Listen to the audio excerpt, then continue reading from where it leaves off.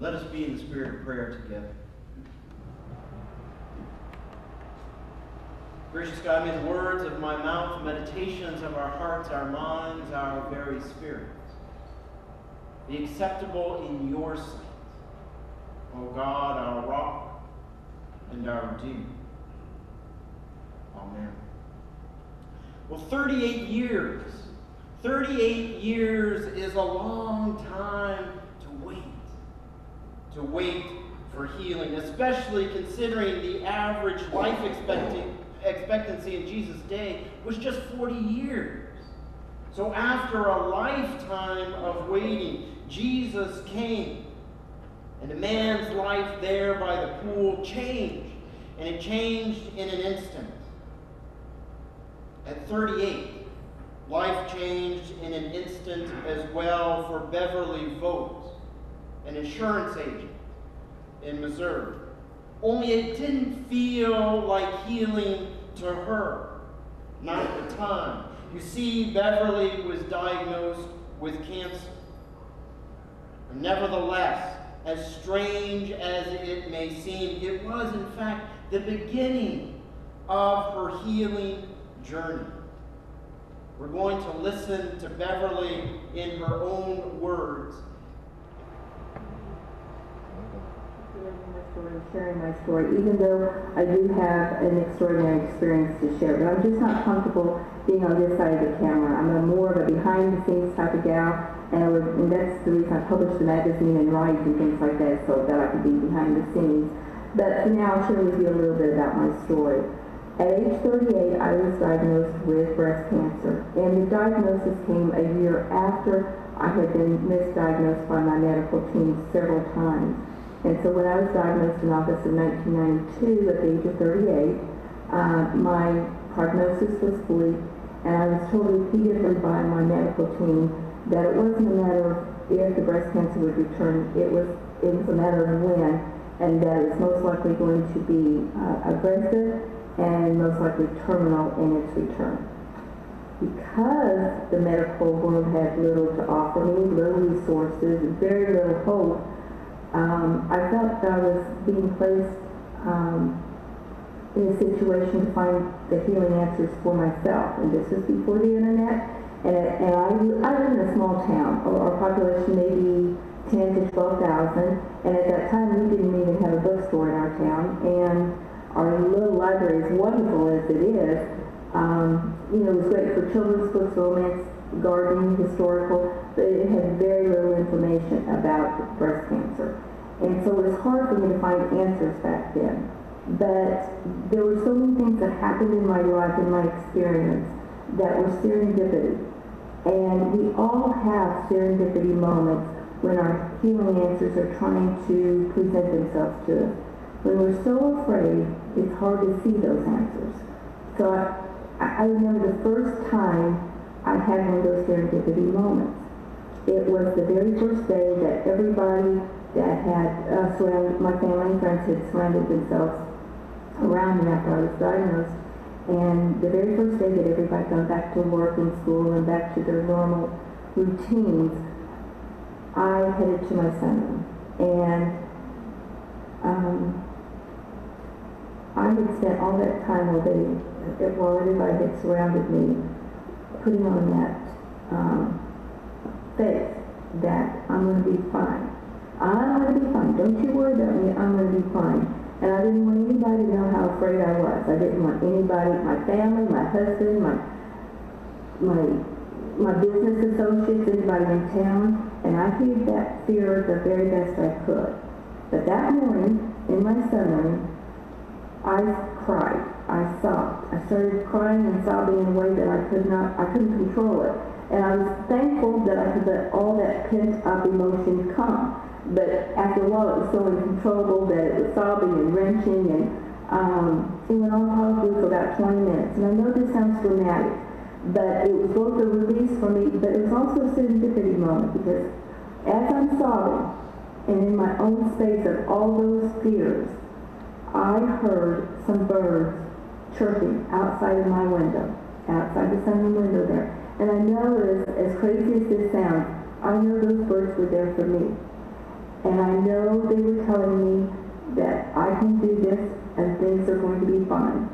And I have learned since that time that nature speaks to us in many ways, but at that moment, it was God's way, in my belief, it was God's way of speaking to me. For the only thing that I could hear at that moment were that birds chirping, that I was going to be okay. I silenced myself from the sobbing and listened to the birds and connected with that feeling of, okay, I'm going to be okay, I can do this. That was one of my serendipity moments, and we all have them.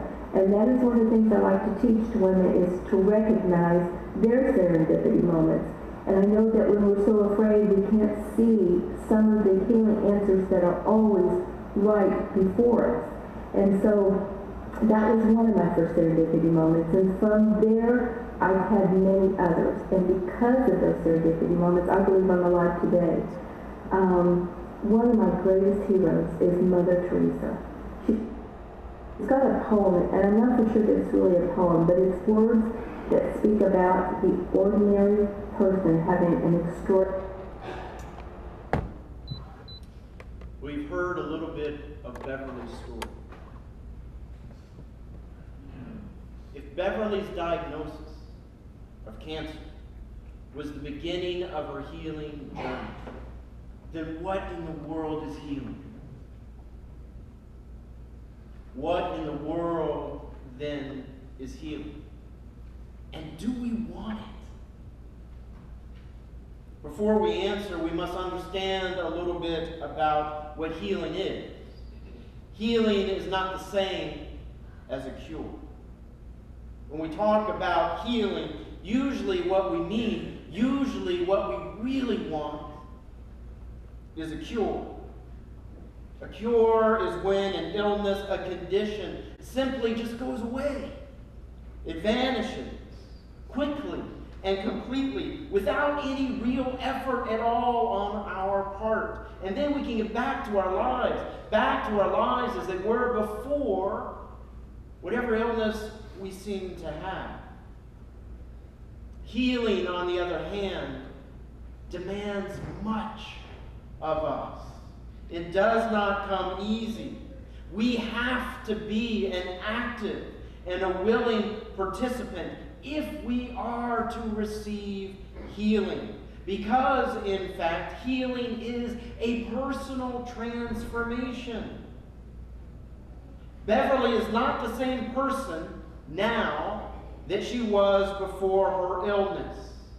She's different. She has not been cured, but she has been healed. Along her journey, she has learned much about what it means to heal. And she's eager to share, as she has on this video. Here are some of her insights about healing. First, it's okay to cry. Crying, indeed, was the first step of her journey towards healing.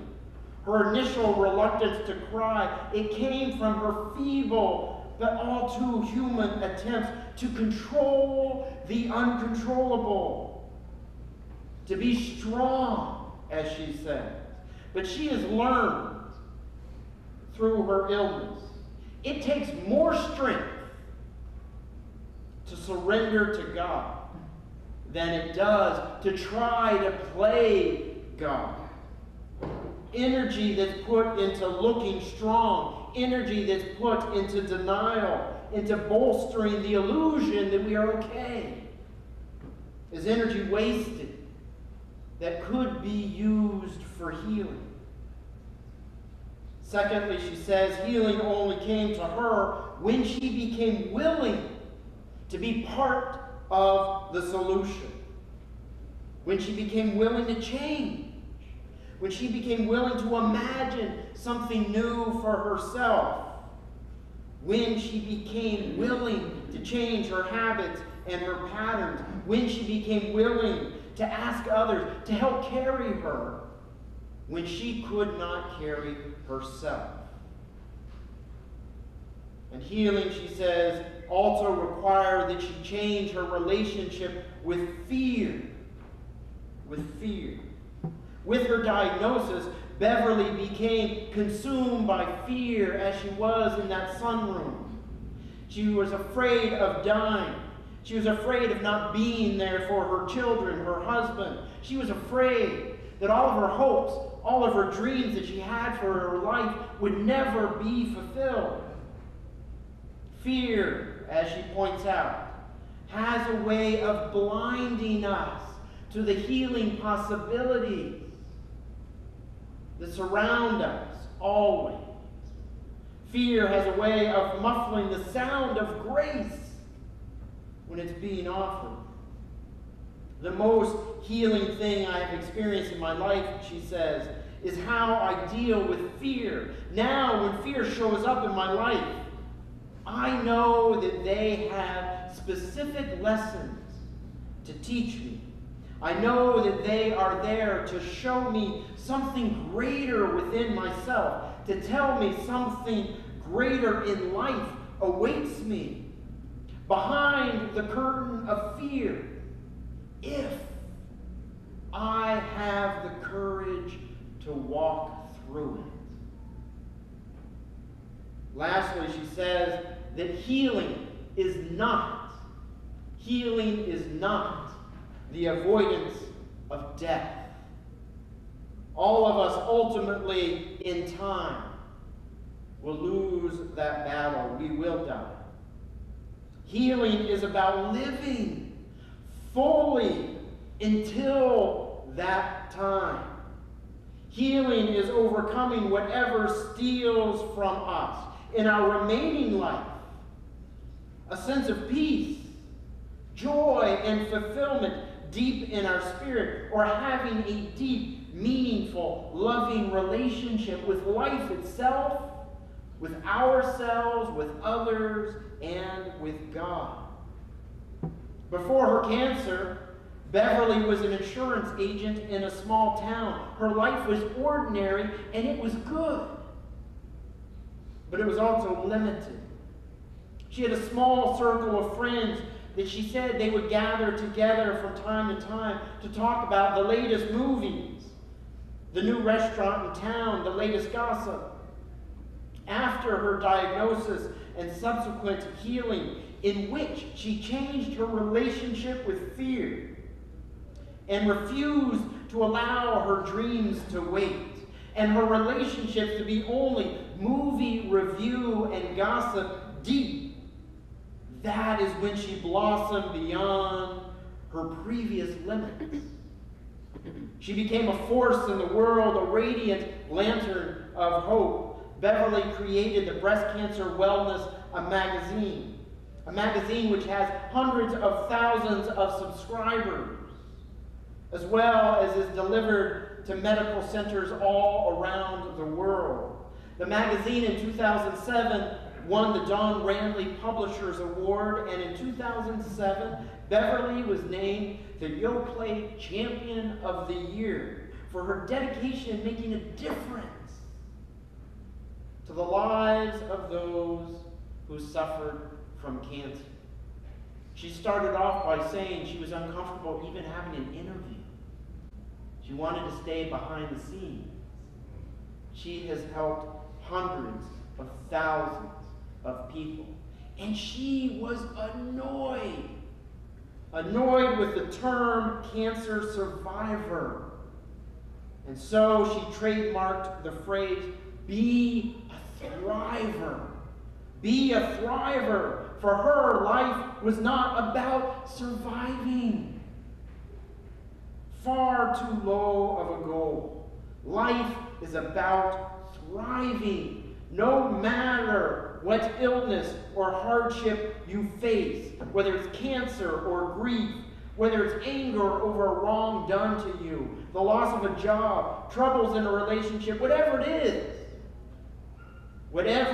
is, she claims and she knows because she lives the fact that healing is available. Thriving is possible, no matter how long you have to live.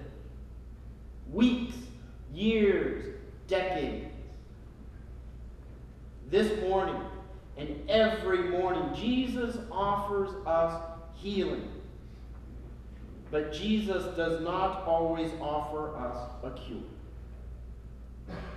Therefore, may we not languish for years, a lifetime, 38 years, whatever, waiting to truly live instead of merely surviving the next hardship or obstacle that presents itself in our lives. Let us not wait to live our dreams. Let us not wait to engage in the frightening conversations from which healing comes. Conversations of forgiveness and reconciliation, apology. Rather, let us embrace the new creation that God will make of us if we are willing. If we are willing to let go. If we're willing to cry. If we're willing to surrender our lives to God's imagination and care. If we are willing to change our relationship with fear and see it instead as a game show curtain, hiding a remarkable gift, if we have the courage to open it and walk through it. Let us be a willing participant as God makes us new, as God transforms us into a healthier and happier person, church, and community. Jesus wants to heal us. That is why he asked the man by the pool, do you want to be made whole? He asks us the same thing this morning. The man by the pool, after 38 years of waiting, finally was willing. And so he answered yes. How will we